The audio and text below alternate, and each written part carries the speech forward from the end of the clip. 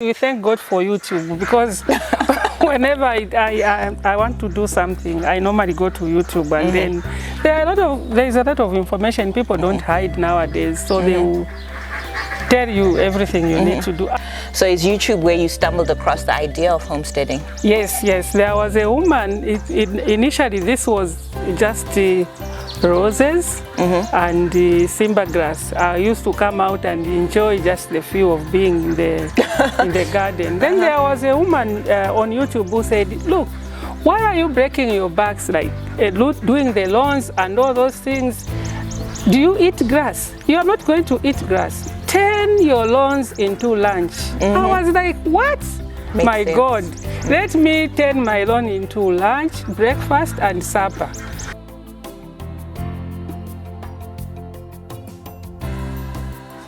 Yeah, if you think about it, God has already provided everything that you need on earth.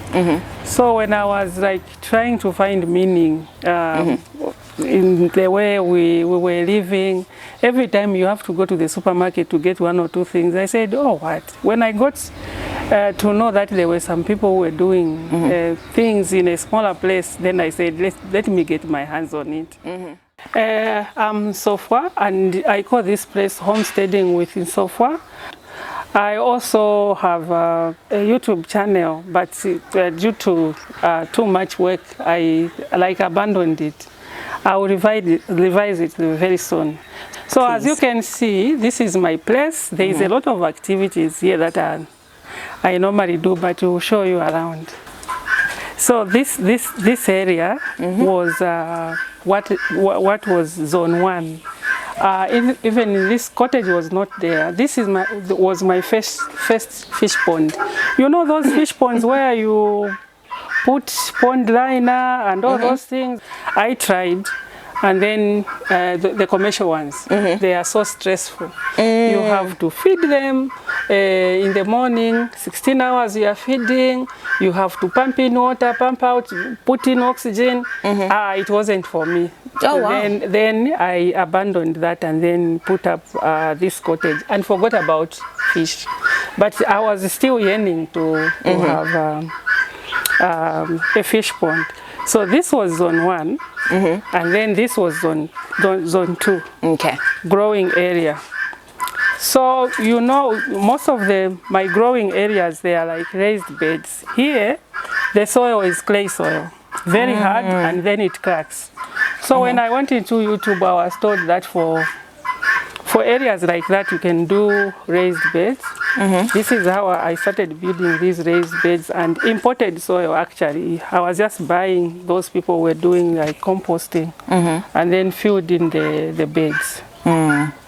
So these were all initially for planting, because I see you've got a nice mixture of planting beds and a fish pond. Yes. This was the original design. So where we are here now, where this fish pond is, that's where I was growing maize. Oh. I've got some pictures where there will be maize everywhere here. So now when again I started thinking about the fish pond, there is another person who's got a fish pond which meanders in Kamwala South. I went to see that person, a counselor for Chawama. I went to see that place. That's when I came up with this design now. This idea. Yeah. Just making sure that I maintain the raised beds, and then there is a fish pond here. And so in terms of what type of fish are you? Tilapia. This is tilapia now. Okay. And are they easier than the first ones you had? They are easier in the sense that this is natural fish. So here I put in 56 fish. I went to Karimba reptile farm. That's where I got the 53, I think 54 fish. Put them in there. Now they've multiplied. They are just too much. So we had to like expand and create another fish pond and scooped some of them to push it. And that's why you have that fish pond over there. Yes. Now this is amazing. And the other thing I like is that you have this very lovely natural canopy from your trees. Yes. And it's seen everywhere, because when I was planting these trees, I didn't think they would grow.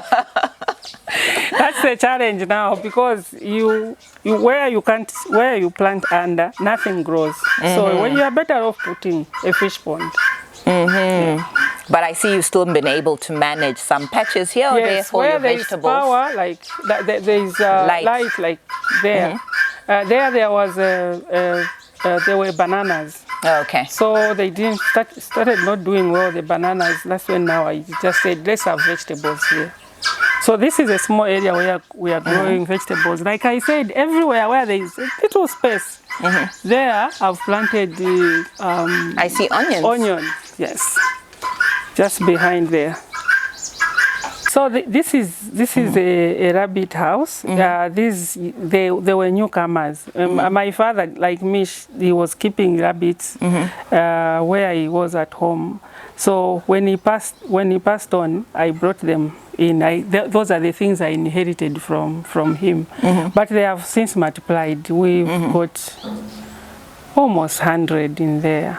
Wow. The little ones. So like for I don't sell, we just eat them. But once in a while when a person says, oh no, I just want to have something natural, something that will not kill me tomorrow, I normally sell off, yes. And those who are interested in keeping also sell some, because rabbits multiply quite a lot. Yeah. And so this takes care of a lot of your meat needs, like how? Yes, for meats, I have rabbits, I have ducks, I have guinea fowls, I have village chickens, and fish. So 5 proteins. Wow, that's impressive. And my other question is, how do you feed everything?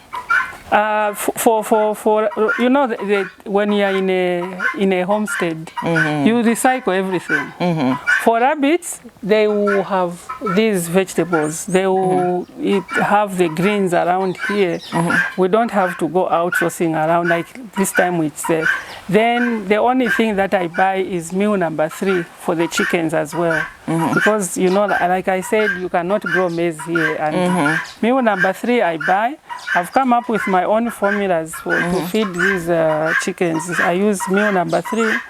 And then, I don't know how you call it in English. I've got a tree called musekesa. Yeah, monkey bread. Yeah, those I pound brown them. things, brown things, I pound them.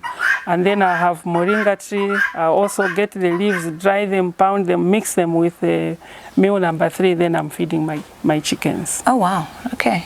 And then my chickens also eat vegetables. Whenever we are harvesting, they eat the vegetables we throw in there. Okay. And I see originally you even had space for a gazebo. So in the gazebo, that's where we have a water source. Remember I told you that I'm self-sustaining even with water. This is the water source. It has been our water source since 2011 when we shifted here. So it's an actual well? Well, yes, it's a well. I see you've got a bucket, very handy. So they were like digging up so that, because the water went down, they were digging up. Oh, wow. Yeah, extending it down further. Is this an underground tank or it was, yeah, it looks like it's just been dug in, hey? There's no cement or anything. Yes. So that water can start seeping in. And so, does this mean that you have water all year round in this area? Yes. Water is not a problem? Yes, I'm very blessed. God gave me this well, which never dries. Sometimes people around here, they will tell me that, oh, the bores are dried and all those things. All year round, water doesn't finish. The only thing with like this time around, you have a day in between before you pump. You leave it for a day, and then the following day, that's when you pump. When it's the rain season, it's a different story. And so this one is hand watering. You just pull up the water and water by hand. No. We are using electricity. There's a pump here. There's a pump here. Okay. Yeah. So this is the pump that pumps. But this is for the garden. For the garden, yes. Okay. For the garden and bathing, all those things, flushing in the toilet. Yes. This is the main one. Oh wow, that's fantastic. I cannot use Lusaka water, one, because it will be very expensive for me because of the kind of activities that I'm doing. Imagine this, like it's down now, the fish pond is down. So I was pumping water before you came in.